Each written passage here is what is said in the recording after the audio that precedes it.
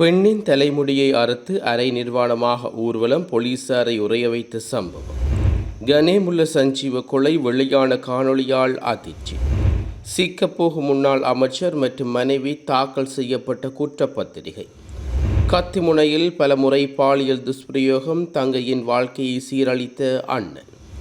யாழ் செம்மணி ஊடாக பயணித்த கீழே இறங்காமல் சென்ற அனுரா, தொடர்ந்தும் ஏமாற்றப்படும் தமிழர்கள்.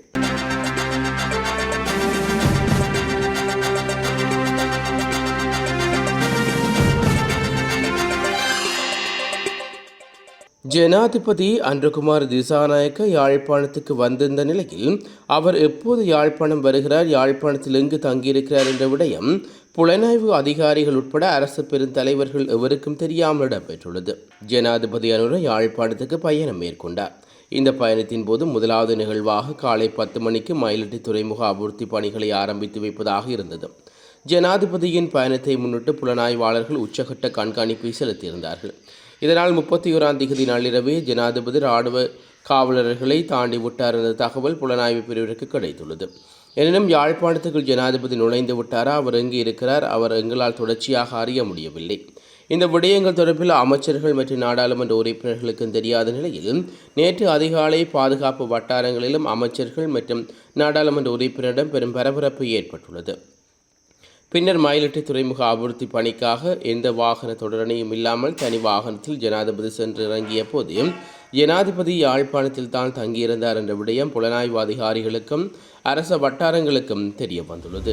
ஐக்கிய தேசிய கட்சி மற்றும் ஐக்கிய மக்கள் சக்தி என்பவற்றுடன் ஸ்ரீலங்கா பொதுஜன பிரமுன கட்சி ஒருபோதும் கூட்டணி அமைக்காது என்று அக்கட்சியின் பொதுச் செயலாளர் சாகர் காரியவசம் அறிவித்துள்ளார்.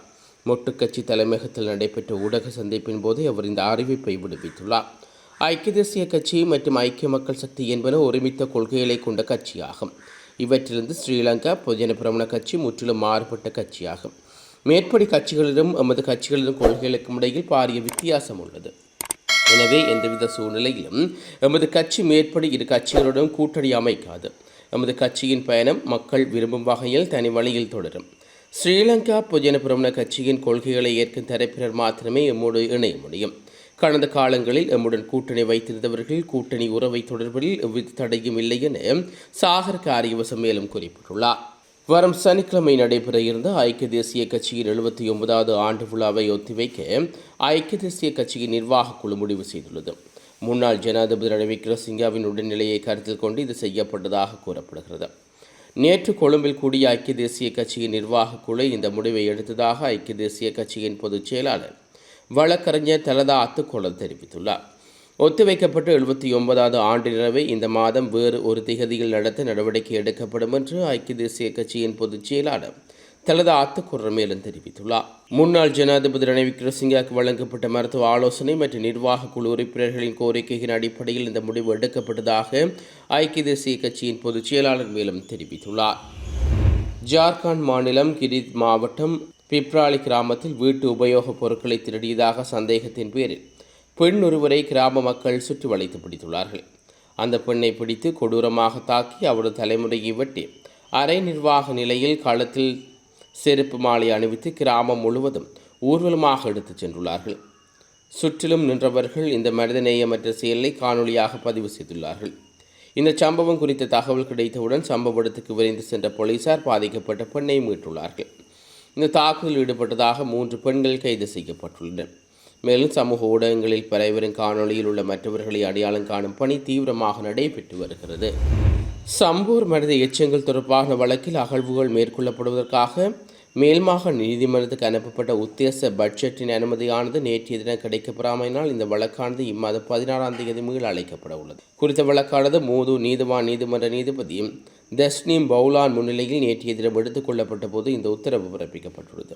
சம்பூர் பகுதியில் மேலதிக மனித எச்சங்கள் தொடர்பில் ஸ்கேன் இயந்திரம் கொண்டு ஆய்வு செய்வதற்கான சட்ட வைத்திய அதிகாரி, தொல்பொது திணைக்களம், காணாமல் ஆக்கப்பட்டோர் அலுவலகம் ஆகியோரின் கையொப்பத்துடன் சம்பூர் போலீசாரினால் கடந்த மாதம் 26ஆம் தேதி உத்தேச பட்ஜெட் மூதூர் நீதிமன்றத்தில் சமர்ப்பிக்கப்பட்டதுடன் மூதூர் நீதிமன்றத்தினால் மேல் மாகாண நீதிமன்றத்துக்கு அனுப்பி வைக்கப்பட்டதவை குறிப்பிடத்தக்கது.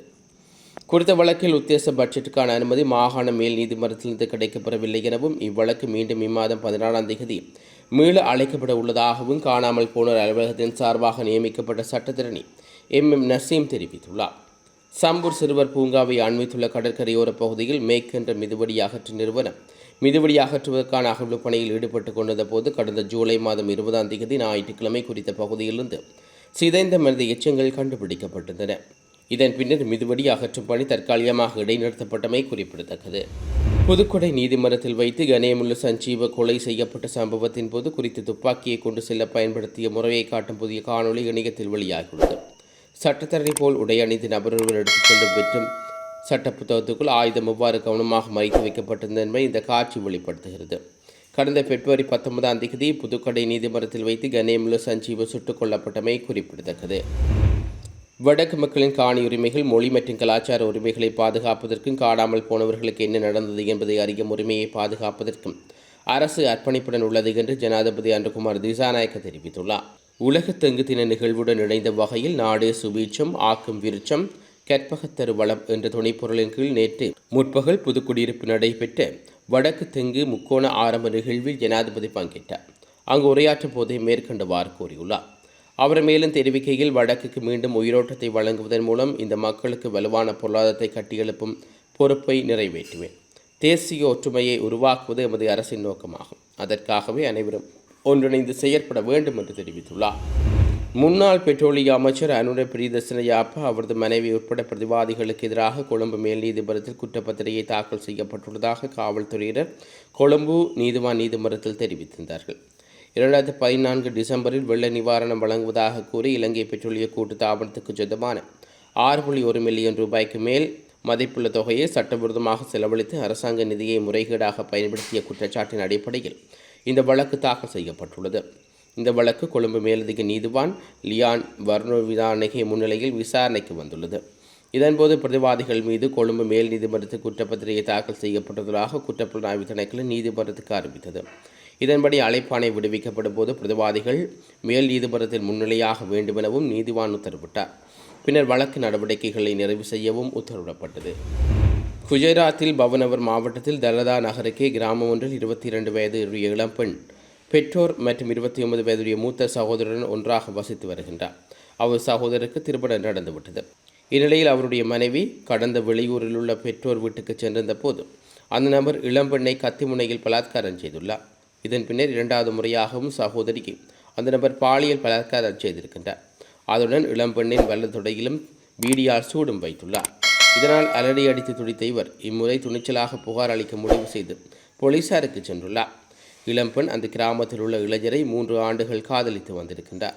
இந்த விவகாரம் மூத்த சகோதரருக்கு முன்பே தெரிய வந்துள்ளது. காதலை கைவிடச் செய்யும் வகையில் அதனை பயன்படுத்தி அவர் பாலியல் பலாத்காரத்தில் ஈடுபட்டிருக்கின்றார்.